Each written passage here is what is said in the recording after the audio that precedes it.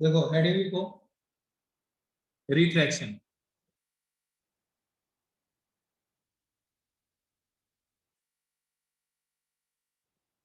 Refraction होता क्या है?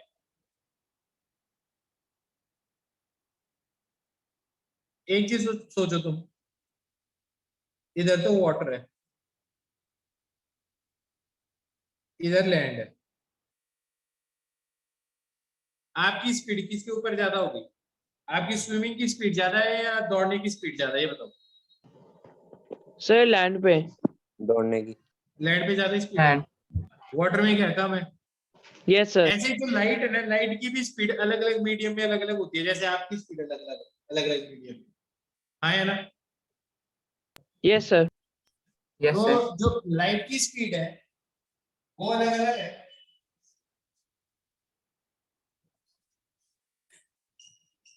तो इससे होगा क्या कि जब भी आप एक मीडियम से दूसरे में जाओगे, मान लो ये पॉइंट 1 है, ये पॉइंट 2 है, आप मान लो 2 से 1 में जा, चलो 1 से 2 में जाना चाहते हो, ये बताओ सबसे कम टाइम कौन से पाथ में लगेगा?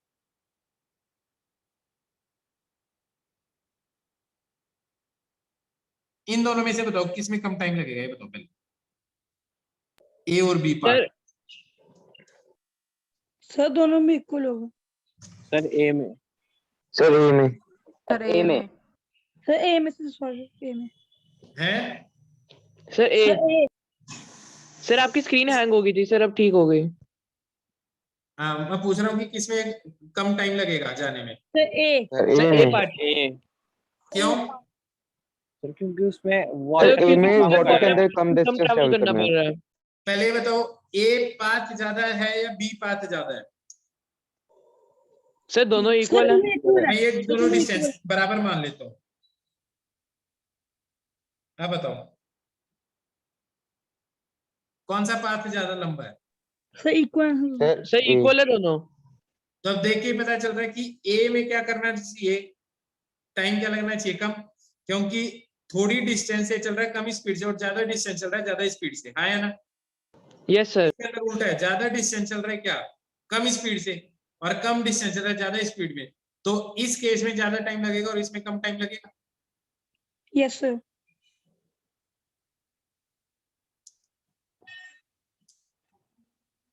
अब मेरे को ये बात बताओ, अगर मैं कुछ ऐसे जाऊं,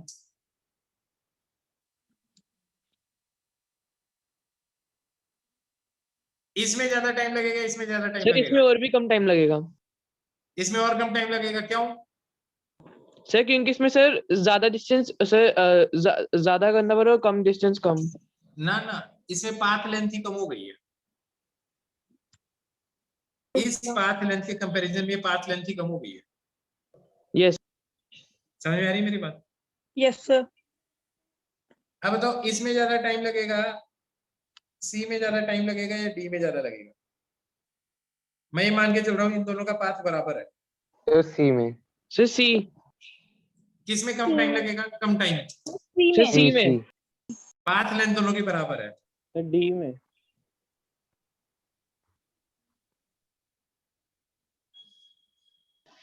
सिर्फ इसमें कम टाइम लगेगा। ई में। और ई भी में कम कम। टाइम लगेगा। Yes sir.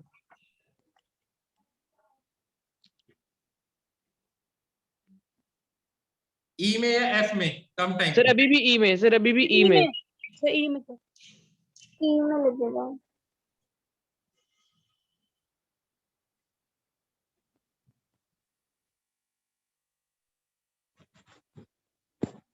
अब एक चीज सोचो, इस पाथ से ज्यादा जाना ज्यादा अच्छा लग रहा है या ये ज्यादा अच्छा लग रहा है,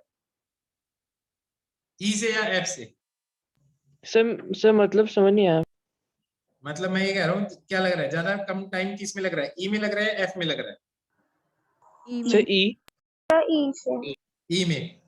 तो आपकी प्रेफरेंस है ई से जाने की, नहीं कि एफ से जाने की, हाँ या ना? Yes sir.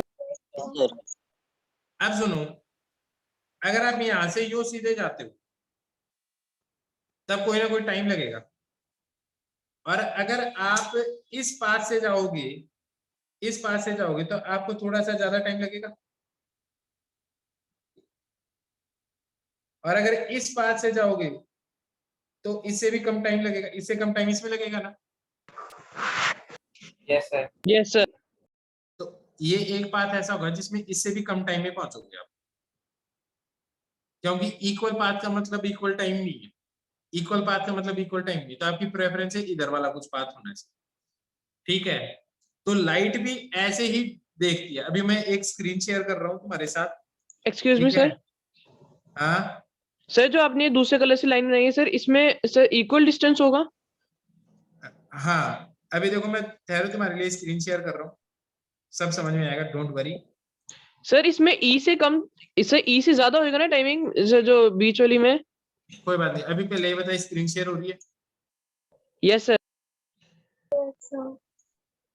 अब पाथ का आइडिया लग रहा है, ये पाथ और ये पाथ बराबर है?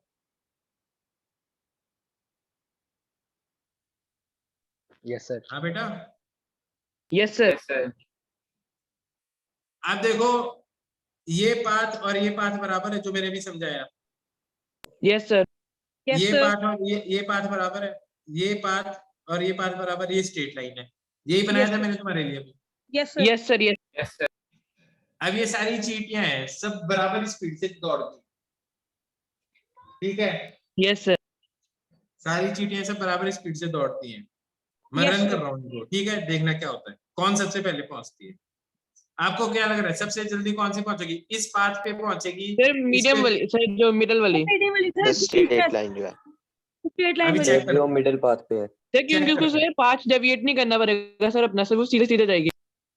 आप जरा चेक करो, देखो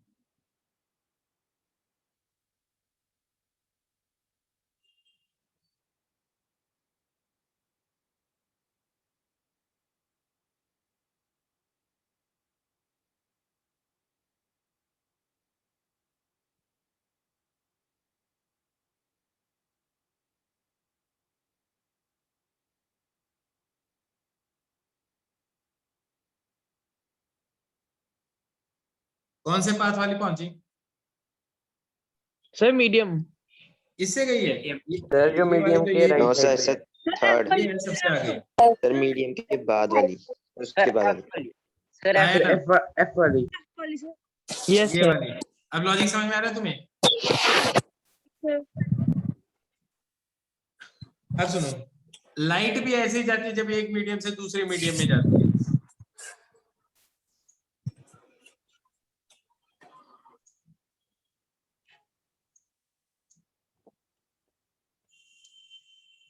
तो मैं एक चीज कहता हूं तुम्हें, होता क्या है, अभी एक और एग्जांपल दिखाऊंगा।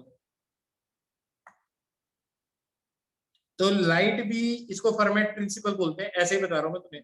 फर्स्ट से लेके सेकंड पे जाना है, यहाँ पे वेलोसिटी v1 है, यहाँ पे वेलोसिटी v2 अलग अलग है, तो इसका पाथ कुछ ऐसा होना चाहिए, ठीक है? आई बात समझ में? Yes sir. Yes, sir.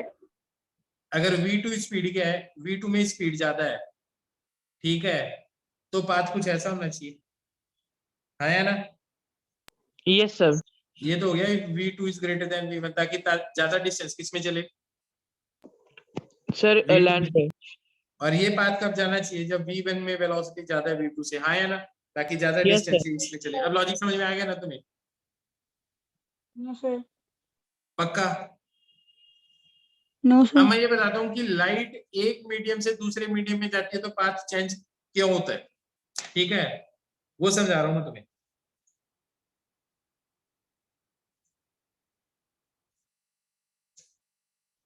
अब देखो, जब एक पाथ से दूसरे पाथ में जाती है लाइट, तो डायरेक्शन क्यों चेंज होती है, आज ये बता रहा हूँ तुम्हें, ठीक है? Okay sir.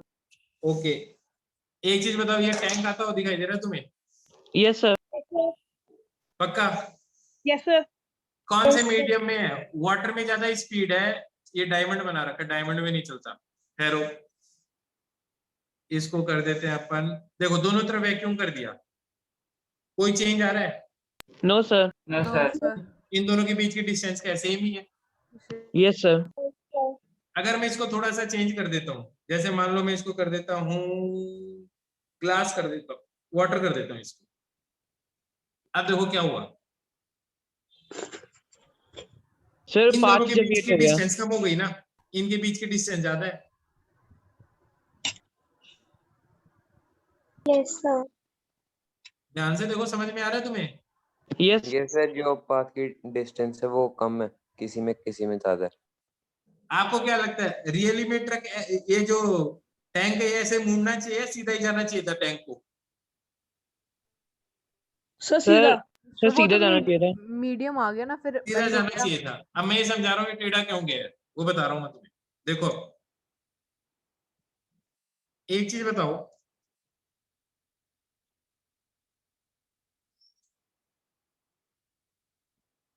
ये वाटर है,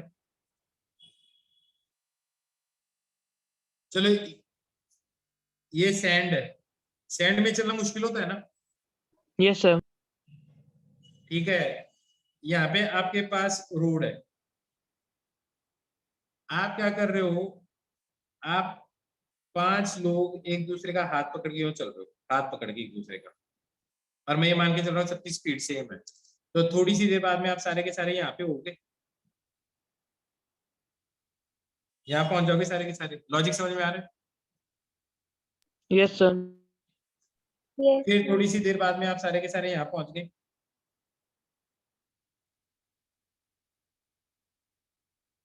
आया ना? ये मान लो ये सारी की सारी डिस्टेंस चलने वाली है 5 मिनट में, ये डिस्टेंस चले, ये डिस्टेंस भी 5 मिनट में चले। बेटा बताओ समझ में आ रही है बात, नहीं आ रही? Yes sir. Yes, sir. अब ये बताओ 5 मिनट के अंदर फिर से ये इतनी दूरी जाएगा, तो क्या ये भी इतनी दूरी जाएगा? क्या डिस्टेंस सेम होगी क्या? No sir. ये डिस्टेंस क्या होनी चाहिए? 0. 0 क्यों होनी चाहिए? सैंड में धीरे ही तो चलेगा, कुछ तो चलेगा ही।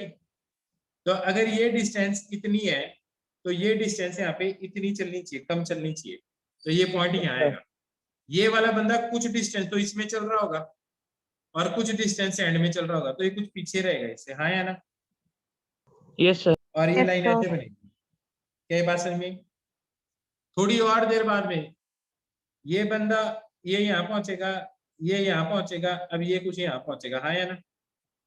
अब Yes, इसके अंदर क्या Yes, डिस्टेंस sir. कम चलेगा ना, इसमें डिस्टेंस कम करनी है, कम करनी है डिस्टेंस, मैंने ज्यादा कर दी गलती से, तो ये यूं होगी, ठीक है?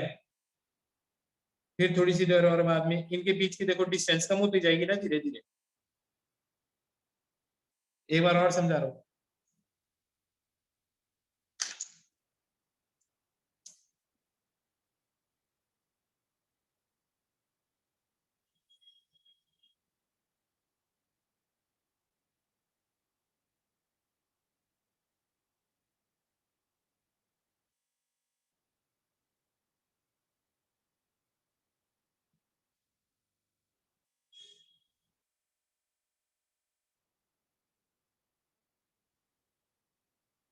अब समझ में आ रही है बात?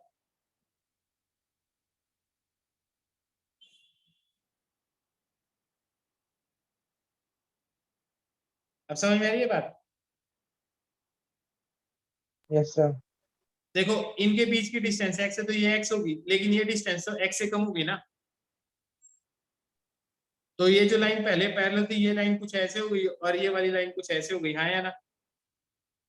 Yes sir. Yes, sir. Yes sir. अब समझ में आ गई ना तुम्हें मेरी बात? यस सर अब आ गई। और फिर जैसे जैसे इसमें जाता जाएगा तो इसी के तो पैरेलल होती जाएंगी लाइनें। तो देखो पहले जो डायरेक्शन ऑफ प्रोपोगेशन थी आपकी, पहले जाने की डायरेक्शन ये थी, और अब जाने की डायरेक्शन क्या होगी आपकी? कुछ इधर होगी, हाँ या ना? Yes sir. Yes, sir. आपकी स्पीड यहाँ ज्यादा है और यहाँ पे आपकी स्पीड क्या है? कम है, यस सर। हाँ या ना? तो आप यही तो पढ़ते हो बेटा। यहाँ पे अगर मैं नॉर्मल ड्रॉ कर दूं तो देखो आपकी डायरेक्शन जो है वो नॉर्मल की तरफ शिफ्ट हो गई ना, तो जहां पे स्पीड कम होती है उसको बोलते हैं डेंसर मीडियम, हाँ या ना? Yes और sir. जहां पे स्पीड ज्यादा होता है उसको क्या Error बोलते हैं? medium. Error medium. पक्का ये बात समझ में आ गई? Yes, sir. अब Yes sir. पता चल गया कि डायरेक्शन क्यों चेंज हो जाती है। Yes sir. अब तुम ये सोचो, अगर मान लो ये जो मीडियम है ये ऐसा होता, आपको पता होगा कि जो रे यूं जाती है वो सीधी सीधी जाती है, वो डेविएट नहीं होती, हाँ या ना? Yes, sir. Yes, sir. तो तुम ऐसे भी सोच सकते हो ना, ये पहले सारे हाथ पकड़ के यूं चल रहे थे, फिर यहाँ पहुंचे, फिर यहाँ पहुंचे, फिर यहाँ पहुंचे, आने आगे अगले टाइम पे फिर थोड़ी डिस्टेंस कम हो जाएगी इनके बीच की, हाँ या ना? लेकिन डायरेक्शन ऑफ प्रोपोगेशन तो सेम ही रही ना, पहले भी ये थी, अभी भी यही है, हाँ या ना? Yes, sir. Yes. लेकिन कुछ एंगल पे इंसिडेंट करोगे तो डायरेक्शन ऑफ प्रोपोगेशन चेंज हो जाएगी। Yes, sir. अब देखना तुम, ये जो तुम्हें टैंक वाला एग्जांपल दिखाया था ना, अब देखना वो टैंक वाला एग्जांपल, अब देखो टैंक वाला एग्जांपल,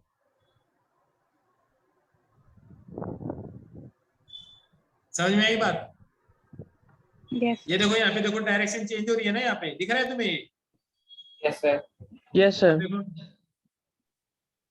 क्योंकि इस टैंक का एक टायर तो पानी में चला जाएगा और दूसरा जमीन पे रहेगा, तो पानी में कम डिस्टेंस चलेगा और जमीन पे ज्यादा चलेगा, तभी तो मुड़ना पड़ेगा इसको। Yes, sir. Yes, sir. अब समझ में आ गई मेरी बात?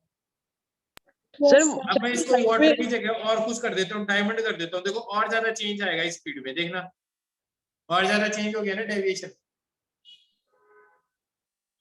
yes, sir. पक्का बात समझ में आ रही है? Sir, हाँ, ये जो ऊपर जा रही सर ये क्या है? ये एंगल ऑफ रिफ्लेक्शन रिफ्लेक्शन। है, इसको इस पे ध्यान मत दो अभी, ओके सर। एक्सक्यूज सिर्फ मी किस पे सर, ध्यान सर दो? ये टैंक्स तो बेंड बता रहे हैं ना लाइट ऑफ रे का। हाँ, इसको भूल जाओ एक बार, ये रिफ्लेक्शन होता है हर सरफेस पे। अभी बात समझ में आ गई तुम्हें? Yes sir. Yes, अब देखो डायरेक्शन ऑफ प्रोपगेशन उतना ही चेंज होगा जितना इन दोनों के बीच का डिफरेंस होगा। अब देखो अगर मैं एंगल ऑफ इंसिडेंस चेंज कर दूं इसका, अब बताओ डायरेक्शन चेंज हो रही है? No sir. क्यों? No, sir. No, sir. Sir logic straight समझ में आ पाथ, गया? Straight path. यस इधर सर, कर सर दूंगा तो भी स्ट्रेट देखो, पाथ है। अब ये भी समझ में आ गया ना कैसे चेंज हो रहा है? Yes sir. तो ऐसे जो, जैसे इन टैंक्स की स्पीड अलग अलग है ना मीडियम में, ऐसे जो लाइट की भी स्पीड है ना अलग अलग मीडियम में अलग अलग होती है।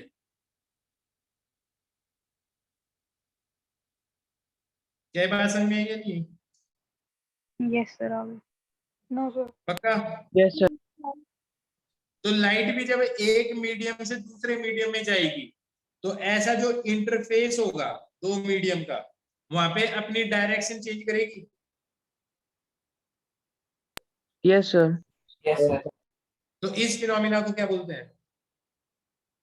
रिफ्रैक्शन। तो ये रिफ्लेक्शन होता है। क्या ये बात समझ में आ गई?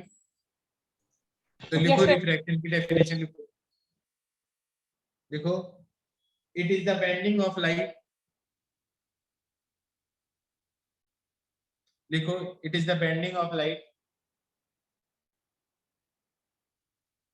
it is the bending of light at the interface of two media। Sir, किसकी definition? वही तो लिखवा रहा हूँ। Sir, refraction की? हाँ, रिफ्रैक्शन की। Sir, it बोलो। is the bending of the light, it is the bending of the light at the interface of two media, at the interface of two media at the point of incidence, Sir, interface का आगे क्या था? interface of two medium, at the interface of two medium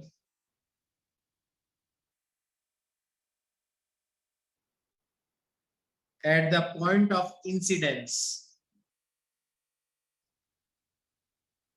at the point of incidence,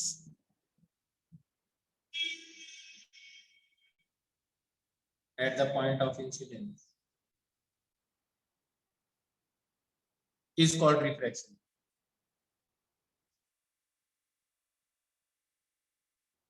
is called refraction। बात समझ में आ गई?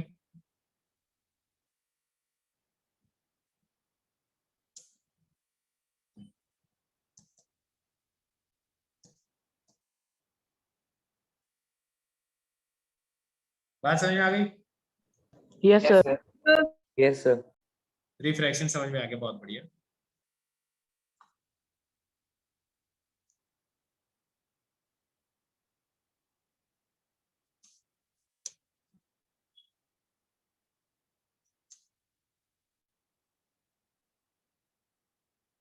अब दूसरी चीज देखो आगे।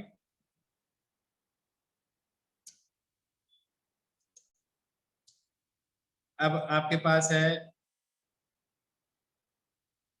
किसी भी पॉइंट का मीडियम का रिफ्रैक्शन कैसे निकालते हैं। एक चीज होती है जिसे बोलते हैं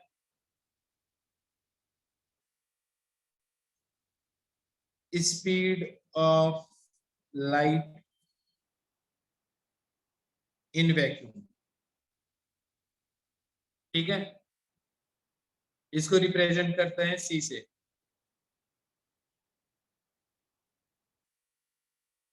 बिल्कुल इंटरफेस पे होगा। Speed of light in vacuum, इसको रिप्रेजेंट करते हैं सी से।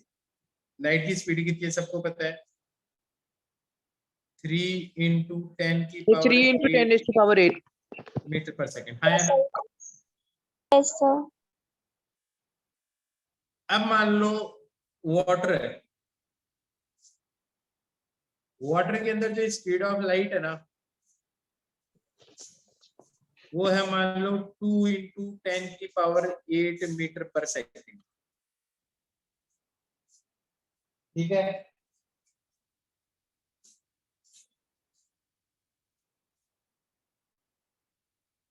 बात समझ में आई? Yes, sir. अगर मैं ये कहता हूँ ये वाटर है और ये एयर है, तो लाइट रे कैसे जानी चाहिए? यूं चल के यूं चलनी चाहिए फर्स्ट, या यूं चल के यूं चलनी चाहिए सेकंड? Sorry second. कौन सा पाथ होना चाहिए तुम्हारे हिसाब से?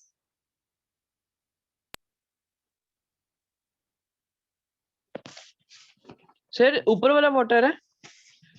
ये वाटर है, ये वाला वाटर है। Okay, sir. फर्स्ट वाला पाथ होना चाहिए सेकंड वाला? Sir, second वाला। सेकंड वाला होना चाहिए, क्यों? Sir, क्योंकि सर vacuum में जब ज्यादा डिस्टेंस चले। yes sir जब denser medium से rare medium में जाती है सर तब away from the normal जाती है। अरे अब तो तुम्हें एक ही तरीका नहीं, कई तरीके पता चल गए ना। अब ये भी तो है ना कि Yes, sir. वैक्यूम में ज्यादा स्पीड है, उसमें ज्यादा डिस्टेंस चलना चाहिए। Yes, sir. अब तो ये लॉजिक भी लगा सकते हो तुम। अब रिफ्रैक्टिव इंडेक्स बताता हूँ, रिफ्रैक्टिव इंडेक्स क्या है। रिफ्रैक्टिव इंडेक्स,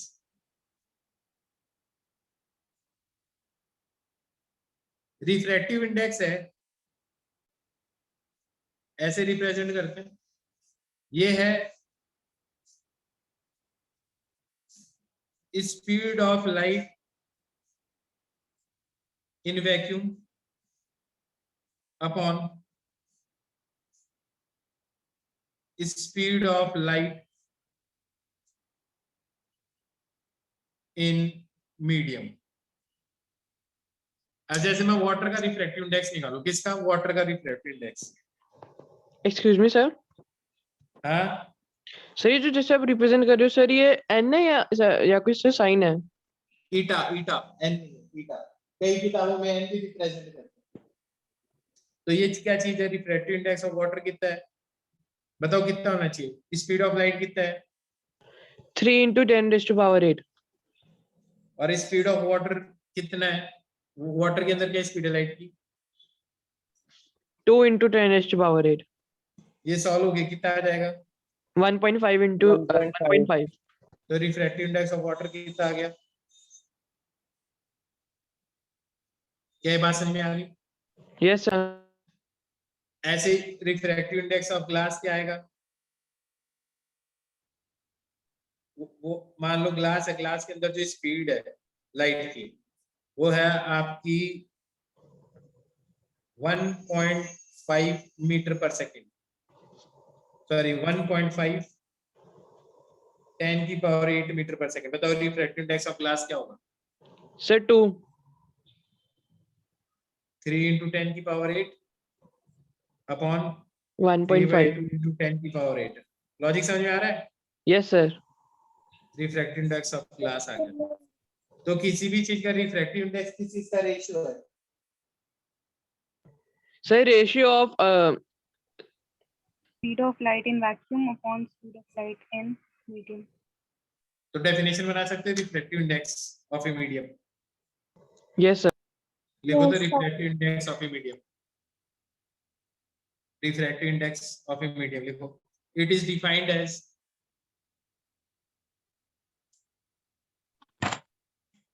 सर क्या चीज लिखनी है? refractive index of a medium. It is defined as it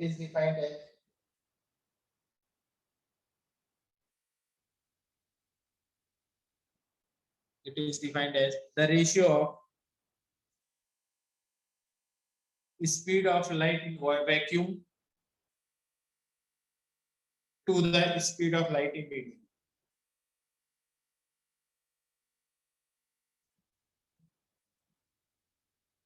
sir light का क्या? Sir, can It you is the ratio of speed of light in vacuum to the speed of light in medium. In a given medium.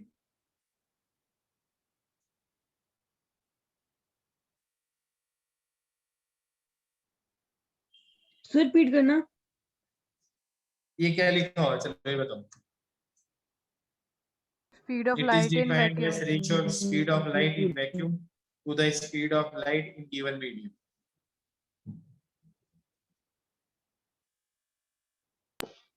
Sir आप एक बार sir बताओगे sir इसका sir sign कैसे डालना है? ईटा बोलते हैं इसको, ईटा। ईटा जैसे बीटा वैसे ईटा, जैसे रीटा वैसे ईटा। Sir theta. रीटा नाम सुना है कभी किसी का? Rita, Rita madam. Yes sir मैं क्लास में पढ़ती थी। तो बस रीटा मत करो, आप उसको ईटा कर दो। ई से बोलो, ई से आर हटा दो। ठीक है? सर एक बार सर रिप्रेजेंट करके दिखा दो सर। ये रहा। स्पेलिंग लिखना। अरे तुम एन लिख लो यार, क्यों परेशान हो रहे हो? ये लो एन लिख लो। अब ठीक है? Yes sir Yes, sir. हाँ, परेशान होना ही नहीं है जिंदगी के अंदर।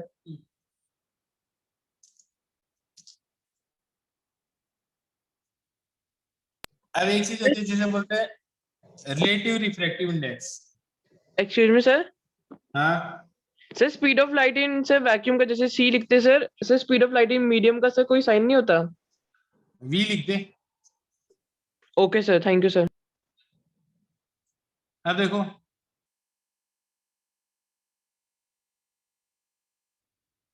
Relative refractive index. अब देखो रिलेटिव रिफ्रैक्टिव इंडेक्स क्या होता है? रिलेटिव रिफ्रैक्टिव इंडेक्स होता है म्यू ऑफ ग्लास मान लो 2 है, म्यू ऑफ वाटर मान लो 3 है। अब आप चाहते हो mu of glass with respect to water, with respect to वो नीचे आएगा। सर समझ नहीं आया सर, यू क्या है? अरे यार गलत लिख दिया। ऐसे देखो, एन ऑफ ग्लास। अब ठीक है? Okay sir, yes sir, yes sir. N of water मान लो 3 है। इतनी बात समझ में आ गई? Yes yes sir. सर। अब मैं बोल रहा हूँ N of glass refractive index of glass upon refractive index of water. ये हम क्या बोलेंगे? Refractive index of Relative glass with refractive respect index. To water. इसको ऐसे भी लिख सकते हैं। अब समझ में आ गई बात?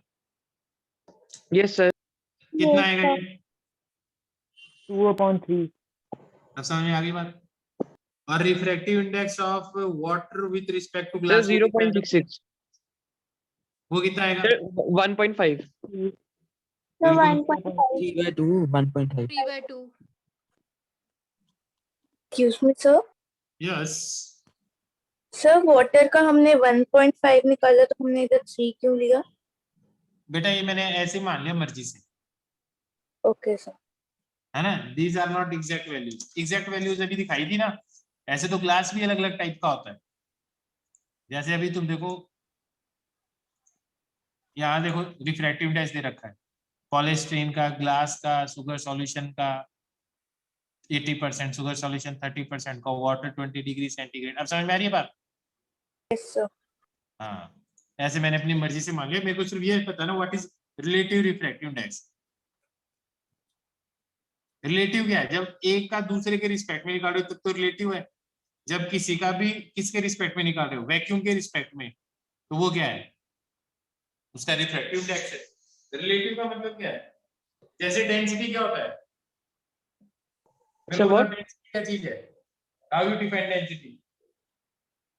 Sir mass upon volume. और रिलेटिव डेंसिटी? सर वो नहीं पता। Density of any substance divided by substance density of water at 4 degree centigrade. Relative मतलब क्या? दूसरे के रिस्पेक्ट में निकालना, खत्म बात। Okay sir. यहाँ तक समझ में आ गया? Yes sir. पक्का? Yes sir. Yes sir. Sir मुझे समझ नहीं आया। लिखना है तुम्हें, लिख लो। सर रिलेटिव रिफ्रैक्टिव इंडेक्स की भी डेफिनेशन सर ये होगी सर कि sir refractive index of any medium with respect to another medium. और क्या?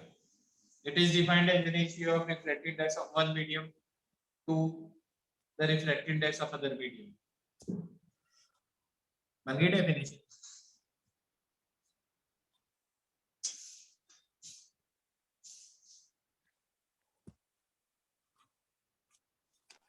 Excuse me sir. Yes. Sir आप ये रिपीट कर दोगे सर, रिलेटिव रिफ्रैक्टिव इंडेक्स। क्या बेटा? सर आप ये रिपीट कर दोगे sir. It is the refractive index of one medium with respect to another medium, is known as relative refractive index.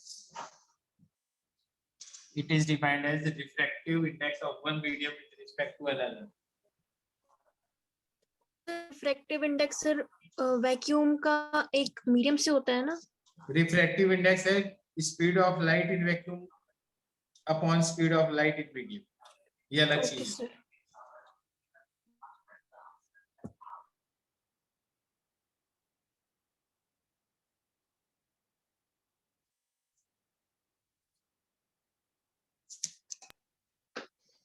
Sir sir sir जैसे हम रिफ्रैक्टिव इंडेक्स को बोल देते हैं, एब्सोल्यूट रिफ्रैक्टिव इंडेक्स बोल देते हैं, वो एक ही बात। हाँ बोलो। सर जैसे हम रिफ्रैक्टिव इंडेक्स को speed of light in vacuum upon speed of light in medium sir लिखते हैं सर जैसे फॉर्मूला। सर तो फिर रिलेटिव रिफ्रैक्टिव इंडेक्स का फॉर्मूला क्या होगा? यही तो है रिफ्रैक्टिव इंडेक्स का फॉर्मूला।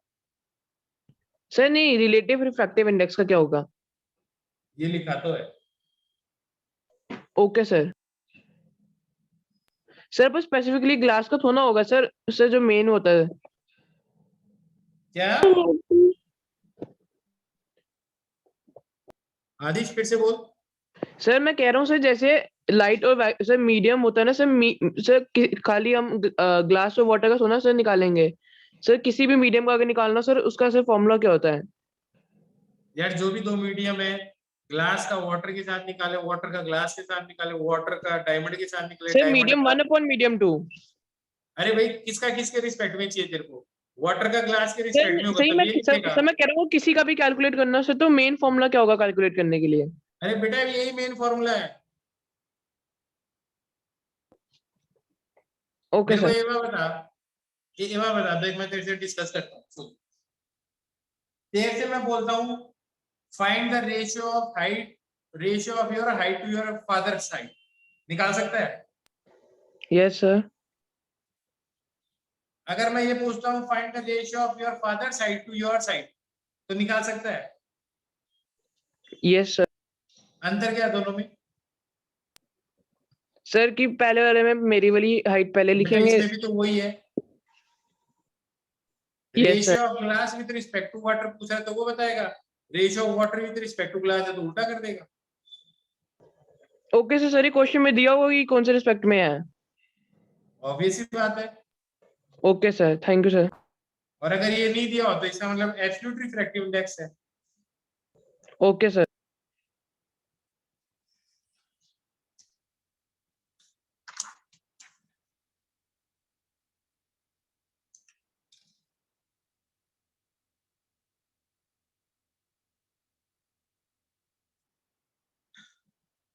अब लिखो लॉज ऑफ रिफ्रैक्शन।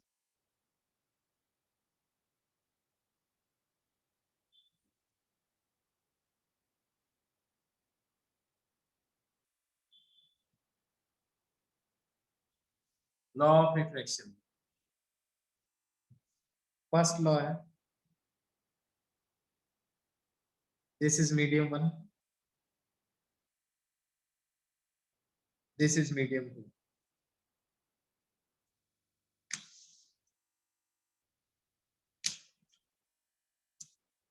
इस लाइट को बोलते हैं जो आ रही है इंसिडेंट लाइट,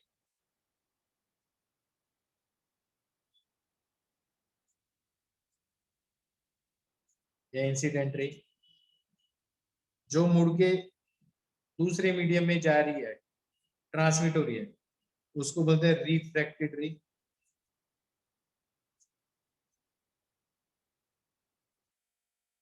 और इन दोनों सरफेस के परपेंडिकुलर, इसको क्या बोलते हैं बताओ? नॉर्मल। सर रिफ्रैक्टेड सर बीच वाला नॉर्मल। नॉर्मल, बहुत बढ़िया। इस एंगल को क्या बोलते हैं? Sir angle incidence, angle of incidence. Angle of incidence. इसको क्या बोलते हैं? Angle of angle of refraction.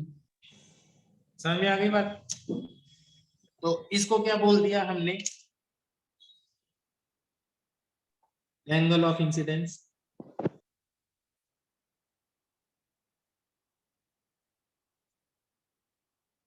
और इसको क्या बोल दिया हमने? Angle of refraction.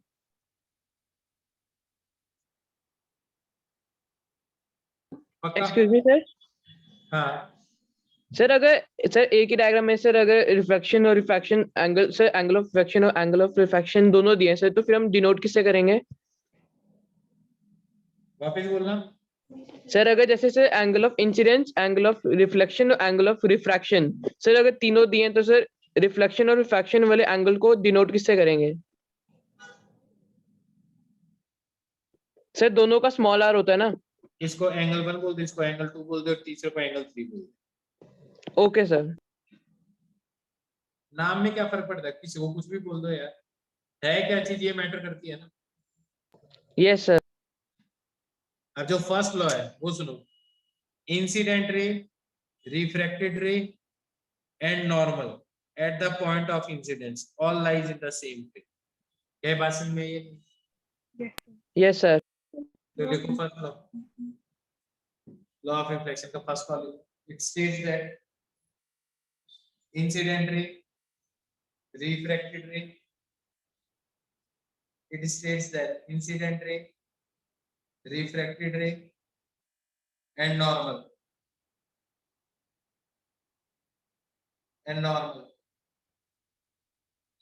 at the point of incidence and normal at the point of incidence all lies in the same plane. It says that incident ray, refracted ray and normal at the point of incidence all lies in the same plane.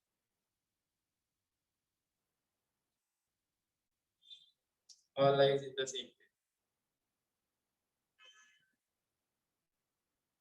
Sir, all right. All lies, सब एक ही plane में रहते हैं। All lies, LIES. Sir done. Sir, क्या? All lies in same plane. Okay.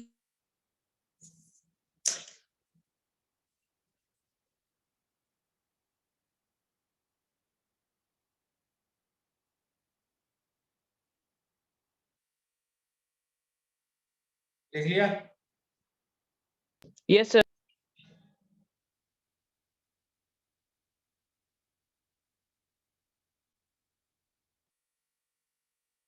Next line में लिखो second law, उसको दूसरा नाम भी बोलते हैं, स्नेल्स लॉ भी बोलते हैं।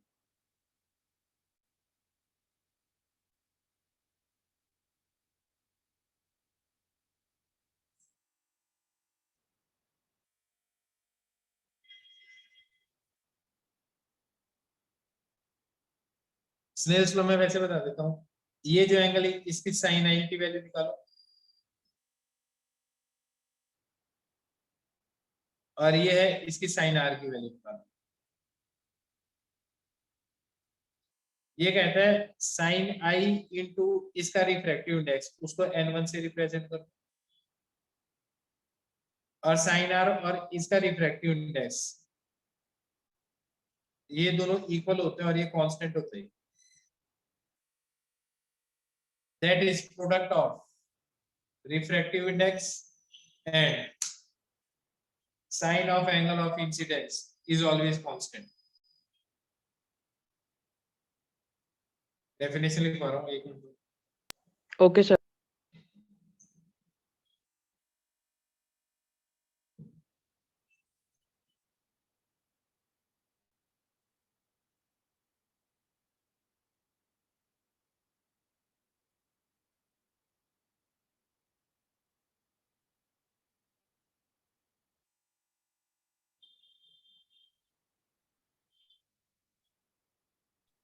सर साइन आर किसके इक्वल है?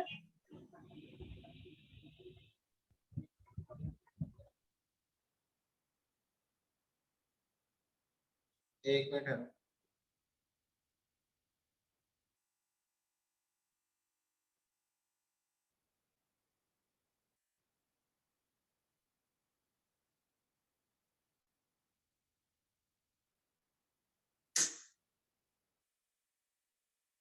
देखो Snell's law, it states that it states that it states that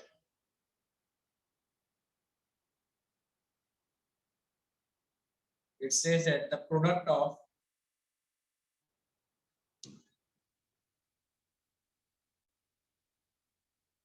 it states that the product of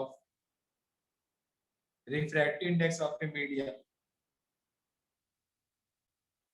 refractive index of a medium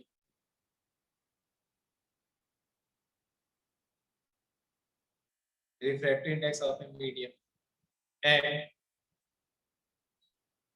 sine of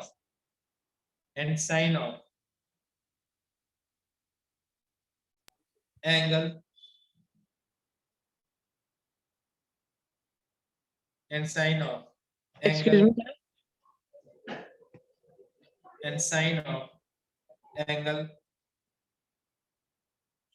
angle between normal and the ray in that medium, between normal and the ray in that medium is always constant. कहने का मतलब normal क्या क्या बोला? between normal and ray in that medium is always constant. Sir can you please repeat once? Sir sine R किसके बराबर है? अभी पहले मैं समझा रहा हूँ फिर वापस रिपीट करता हूँ। Okay sir. इस मीडियम का रिफ्रैक्टिव इंडेक्स 1 है n1, इसमें रे ये है, नॉर्मल ये दोनों के बीच का एंगल ये है, तो n1 और sine of angle between normal और ये वाली रे, जो भी रे है, इसका साइन आई की वैल्यू इज कांस्टेंट। इसके अंदर बोलोगे तो इसका रिफ्रैक्टिव इंडेक्स n2 है और साइन लेना है मेरे को कौन से एंगल का, जो नॉर्मल और जो रे इसके अंदर प्रेजेंट है इनके बीच का। अब आगे बात समझे, इन दोनों का प्रोडक्ट क्या है, कांस्टेंट। अब समझ में आई बात? Excuse me sir. हाँ, सर जब हम n1 लेंगे सर वो उसमें रिलेटिव रिफ्रैक्टिव इंडेक्स होगा ना? कैसे होगा बताना जरा मेरे को। सर क्या फर्स्ट लिखा है? Medium, sir first medium with respect to second medium sir. कहाँ लिखा मैंने? सर नहीं मैं पूछ रहा था। मैंने क्या बोला था और पिछली बार? बोल बेटा क्या बोला था मैंने? सर रिफ्रैक्टिव इंडेक्स सिर्फ बोला जाए तो क्या मानना है? एब्सोल्यूट। खत्म बात। तो ये absolute refractive index of medium 1 and sine of angle between ray in this medium and normal, खत्म। The product is always constant. Abhiraj Singh, समझ में आ गई बात? Yes sir. सर इसकी एक एग्जांपल दोगे? एग्जाम्पल क्या, सारा यही पढ़ेंगे अब हम। पर आज के लिए सिर्फ इतना ही करेंगे, अगली क्लास में दोनों लॉज बस रट के रखना और कुछ चीजें और याद रखना। साइन 30 डिग्री की वैल्यू कितनी होती है? Sir sine 30 degree 1.2 sir Sir, 1/2. 1/2 sine 45 degree 7/√2 sir 1/√2 sine 60 degree 3/√2 sir √3/2. √3/2 sine 90 One. Degree 1 बस One. ठीक। और साइन सर ये 0 हमने डिग्री मैथ में कर लिया है। Sine 0 Zero. Degree sine 0 degree 0 0. अगली क्लास में हमारे ये काम आएगा और कुछ नहीं है। आज के लिए इतना ही काफी है। सर आज डेफिनेशन अपना- रिपीट कर दो प्लीज। स्नेल्स लॉ क्या? सर स्नेल्स लॉ की डेफिनेशन रिपीट कर दो। It states that the product of refractive index of a medium and sine of angle between normal and ray present in the medium is always constant.